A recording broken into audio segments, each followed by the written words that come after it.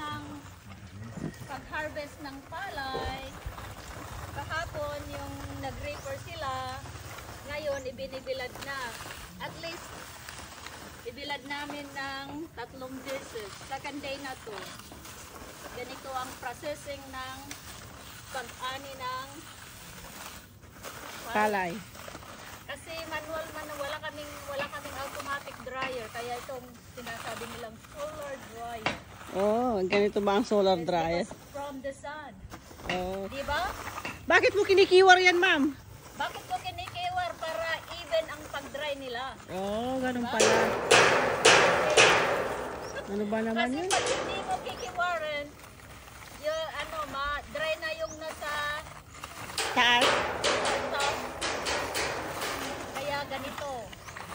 At least 3 beses na ganito ng isang araw para even ang pag-dry. Oh.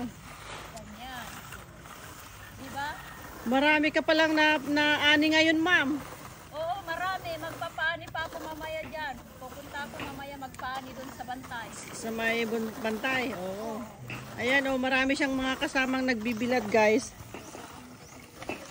Kaway naman.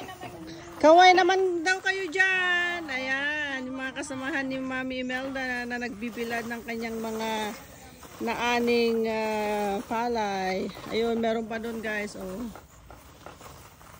Second day na niyang nagbibilad ng palay, guys. Ang lamot, aray niya, aray.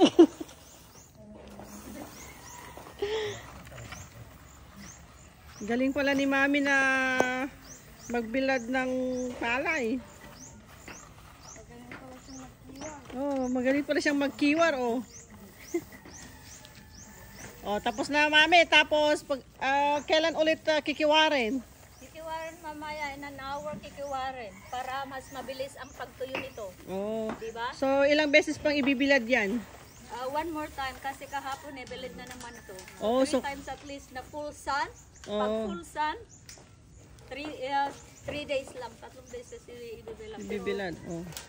Haluin para yun na, guys. Okay?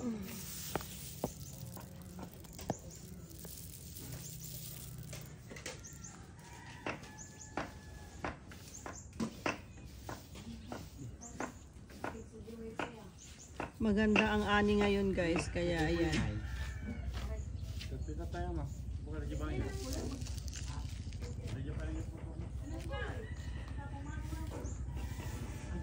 Thank you so much for watching, guys. Don't forget to like, share, and subscribe. Bye!